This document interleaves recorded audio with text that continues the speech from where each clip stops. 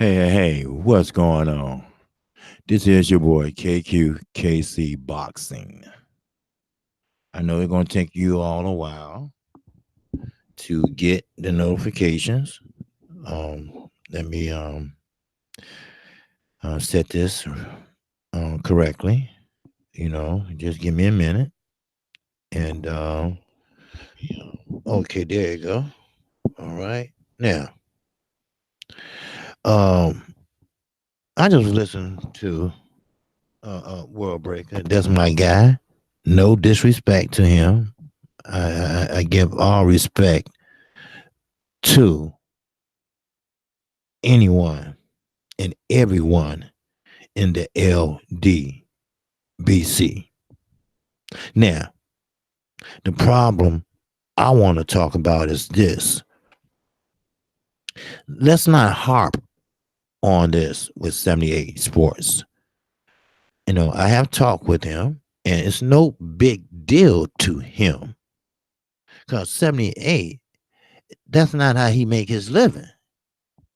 So, sure, he still have trail boxing talk and outside interests. He has his hands in a lot of plates, and he's going to be all right. But he don't want us to harp on this every 5 minutes. We know what it is. We know who don't like us and who ride with us, and the ones that you know, don't lose no sleep over it. Because who gives a fuck? I don't. You shouldn't. Stay in your lane and do what you do, and all is good. Look at me. They starting to troll me like crazy because I'm getting close to a thousand. Do I care? No. Do I argue with them? No. Just block them. Just block the assholes and keep it moving. That's all you have to do. We don't want to harp on this every 5 minutes. We don't want to drag this out.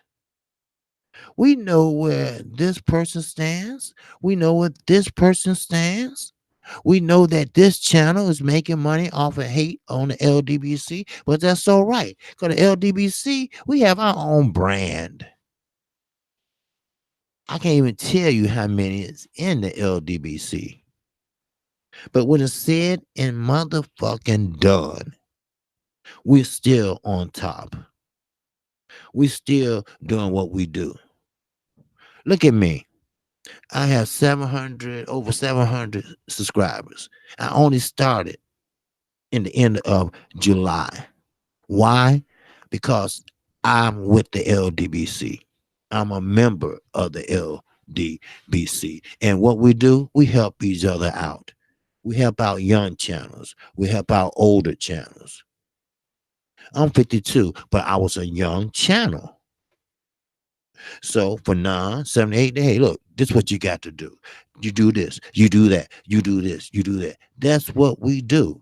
Now, the haters, hey, hate all you want. But we're going to do and continue doing what we're doing, putting out content. And for one, it's not that serious. They make it serious. They make it serious. We giving you the current state of boxing. I'm going to tell you how it is. I'm going to tell you things that you don't even want to know about. But I'm going to tell you anyway. Because that's what I do. And you're going to get 2 or 3 videos out of me a day. Do you know I did 2,000 videos in life? And I've only been doing July 30th. That's what I'm saying. That's what I'm saying.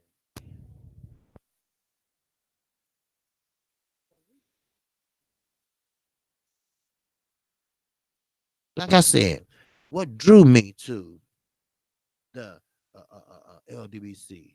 is because the community, the camaraderie with the brothers and sometimes the sisters. You know, we are family, and sometimes you can't break that bond that families have, no matter how hard you try. When I first got into LWC, they suspended 78 off the bat for 3 months, but Black Fight Fans said, "Hey, look, this is what we're gonna do. You come on over here. I got you." And boy, had that channel risen. See, that's what we do. We ain't gonna worry about this and that. We ain't gonna harp on it. We ain't gonna gossip about it. You know, don't leave.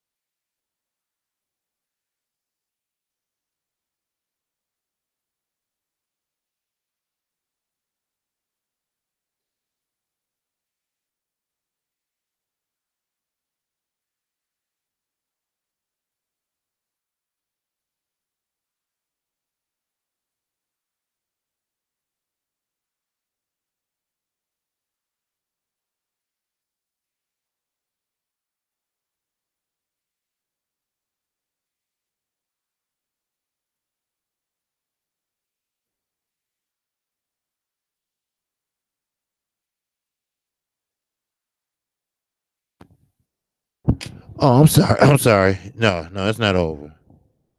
Okay, my fault, brother. Yeah, but no, I'm sorry. I hit my finger, hit the mic. All right, my fault. No, it's not over with. But I'm just saying, you know, we have to stand up. All right. First of all, we men. All right, and occasionally we have a few women, and they stand up like women.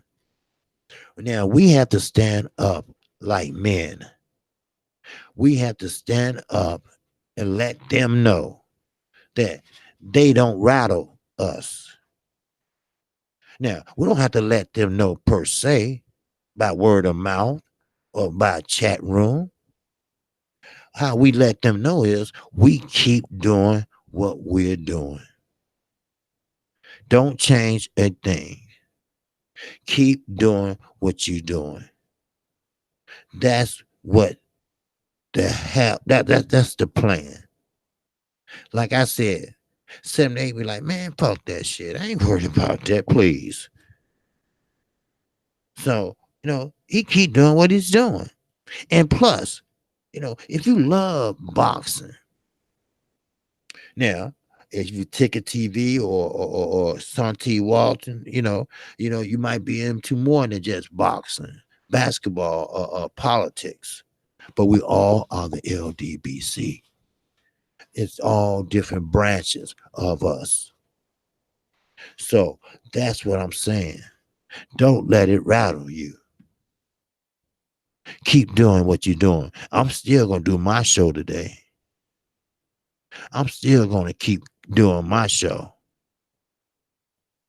Shit, I'm at 704 subscribers. You think I'm gonna give a shit what them motherfuckers say? I've been trolled so many times. I kept going. I looked. I didn't answer. I think I answered maybe one time or whatever. They said something. I said, yeah, like your mama when she get up from sucking my dick. Then, something like that. But and that was it. But once they think they got you, once they start listening in, because see, you don't even know if they're listening unless they put it in the chat. So as soon as they do that, then you know. Then you know what the deal is. Now I'm gonna talk about some boxing real fast. I don't give a shit. Like I said, I'm gonna keep doing what I'm doing. Now, we talk about J Rock and Jerry Hurd. That's what I want to talk about. Now, they showed last night, cause I was watching it while I was on Smoke City Mobcast. And I really believe that J Rock, if he can stay away from Jerry Hurd right hand and left, because Jerry Hurd is very powerful. He's very powerful. He's very unskilled, but he's very powerful. And yes, he does know how to break his opponent down. Or let's say beat him down. How about that? But as far as a skill set, Jerry Hurd don't have that. Now, they might have been working on it in the gym, but you only good as your last fight. You cannot learn one routine in one fight. You cannot do that. It is not feasible. Now, maybe over a series of training camps, yes, you always can change up sometimes, but it's called adjustments. But you don't make adjustments in sparring. You work on things that you're not good at.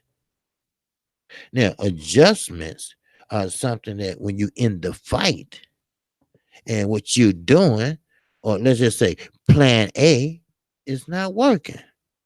So what you do is, yeah, what's up, Dion? What's going on, brother? I'm not gonna be on long because I know Trill Boss is trying to be on soon.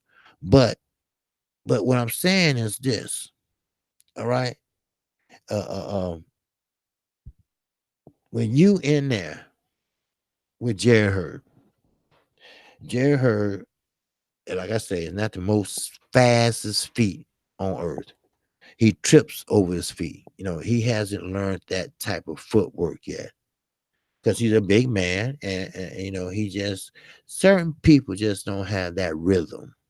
You ever met a black man or a black woman that couldn't dance? You know, well, you got some athletes or boxers that just don't have that rhythm. You know, just don't have that rhythm. I remember years ago at Chicago State, they had a summer league. They had a summer league out there in Chicago State where all the NBA players, because back in the 80s and the 90s, most of the NBA was from Chicago. Isaiah Thomas, Kevin Garnett. I mean, you name them, they were from Chicago. Well, Isaiah Thomas was out there, and that motherfucker was bouncing that ball. I'm talking about he had control over it all the way up to his chin. I mean, he was bouncing that motherfucker, but he had control over it. Then somebody else, he passed it off. They couldn't control it or shit. You see? But you have to work on it.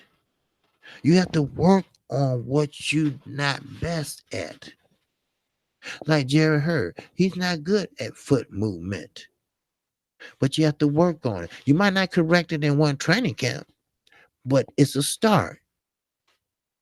So, till you get that footwork together, until you do what you have to do, then there you go. You know, by that time, you already got a strap, but you want to be more than just a beat them down brawler. See, if that's the case, then we can say Earl Spence just put on the earmuffs, come forward, and just knock a motherfucker out. No, he's more than that. Any fighter should want to be more than that. Every fighter, every fighter should want to be better than what they are yesterday. See, that's what's wrong with the young fighters today. The young fighters, first of all, they want that bag. They don't give a shit about legacy history. They want that bag. But how you gonna get that bag if you haven't brushed up on the shit you already messed up on? You get that bag by being the best shit you can be. Dada, her, yeah, he about the third pound for pound. Yeah, he's about that because and Charlos, the Charlos are my guys. Those are my dudes, right?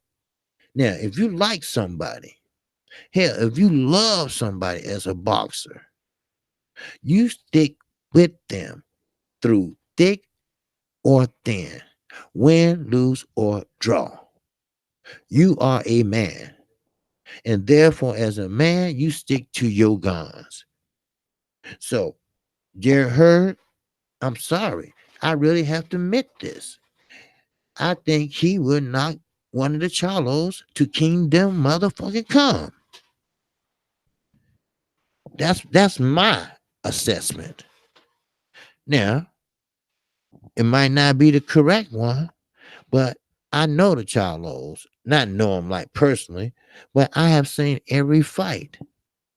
On my video, I have an intro that shows them fighting.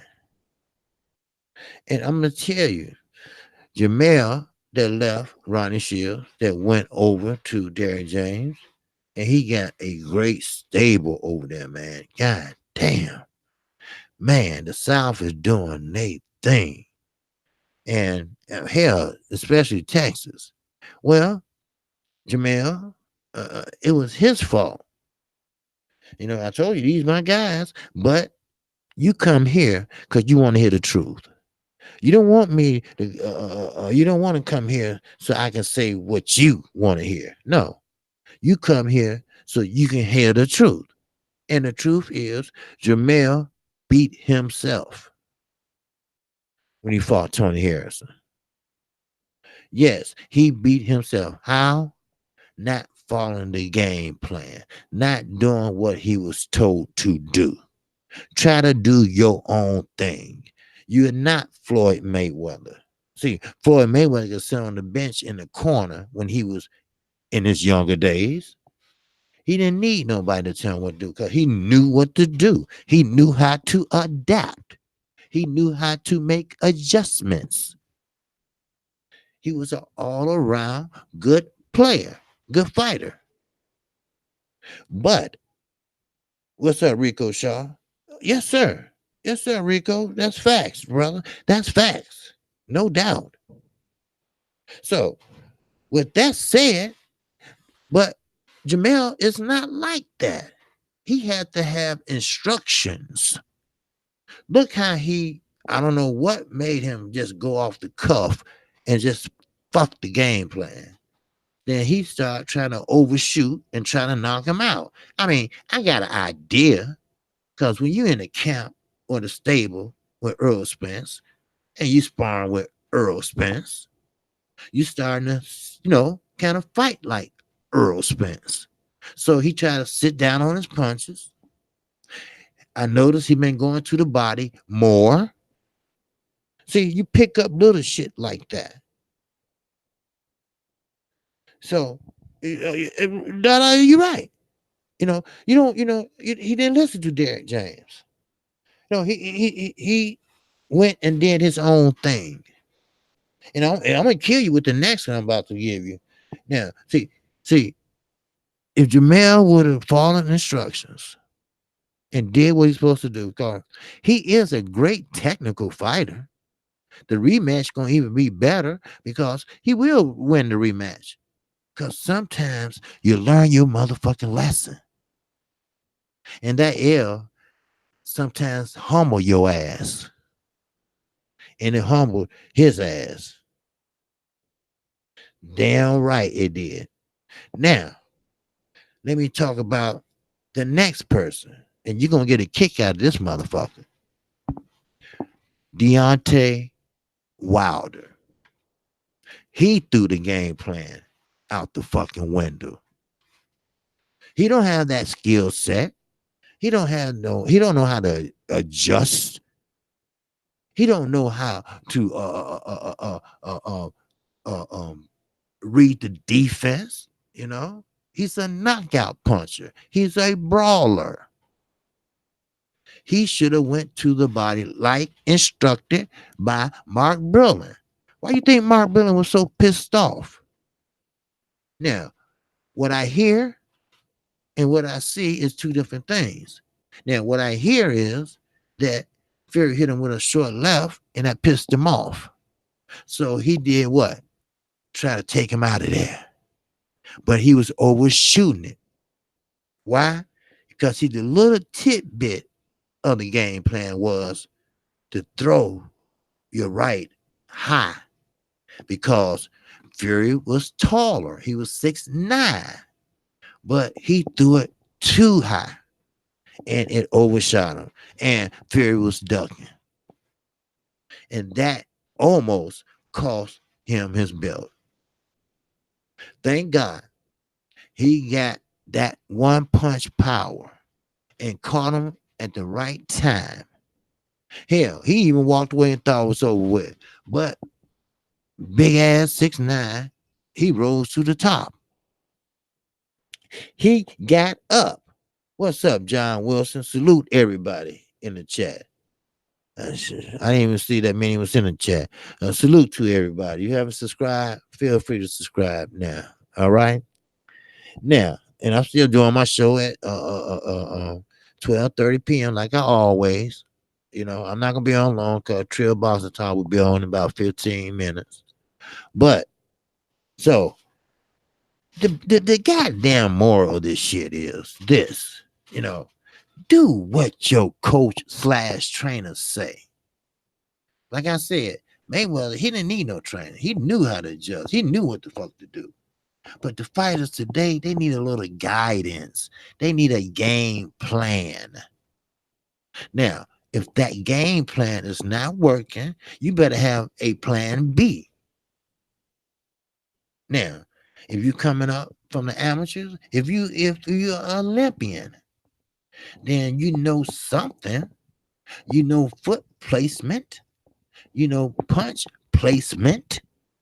You know how to work behind the jab.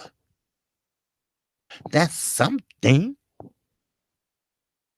But you're not going to be that great of a fighter if you like Jared Hurd, crossing your feet and tripping over, putting your guards up like Joe Frazier with your arm crossed over your chest. That's not no guard. That's like, don't hit me in my head. You feel me? Do you understand me? See, you got to listen to your coach, trainer. Because see, sometimes when you out there fighting, just like Mark Brill, I'm gonna use that as an example. He was fighting Arthur Spilker. Okay, Deontay Wilder was having a hard time with that little southpaw motherfucker. He was trying to take his lights out, but he was crafty.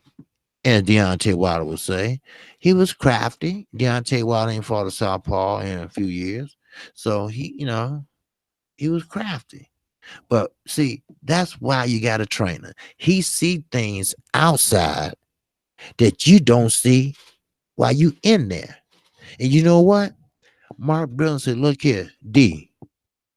I notice every time he throw a punch or you throw one at him, mostly when you throw one at him, he dips down to his left. Always do this. Try this. Throw a throwaway jab and come back with a hard uppercut right." The motherfucker went out there. I don't mean to call him a motherfucker, but that's that's my vocabulary, okay? You get it? You feel me? Well, he went out there and he did exactly what he said. And guess what? He caught his ass. He caught his ass to sleep. That's being a trainer. That's following directions. That's fucking boxing. Yes, sir. That's boxing. That's what they do. And that's what we do. We watch the shit. We know boxing. The chat, me, the LDBC. We don't bother nobody. We talk boxing. And that's it. It's okay to laugh, joke, have fun sometimes. But we're going to have it with each other. You want to be a part of it? Fine. But don't come in with that bullshit. Leave that at the door. Do you understand me? Do you feel me? So, with that, I am KQKC Boxing. And like I always say, I need for you to subscribe, but subscribe at your own risk. Because I'm going to tell you what you don't want to hear. I'm going to tell you what you need to fucking hear. Then once you do that, hit the icon bell. And that way you'll be notified each and every motherfucking time I do a live stream or a video. I just uploaded one when I got on here. I'm working. I'm striving. I'm doing my thing. I'm not bragging, but hard work pays off. I might not get there tomorrow, but I will get there. So, with that, man, peace and love to y'all, brothers. And I am going to put out a reminder about my 12:30 show. Now, what the hell I'm talking about, I don't know yet, but I know boxing. So I'm going to talk about just about any motherfucking thing you throw a topic at me. But just tune in. If you haven't subscribed, go ahead, subscribe. And trust me, you won't be sorry. So with that, I'm out of here. Peace and love. And I see y'all over at Trill Boxing Talk. I'm up. Peace and love. And shout out to the LDBC.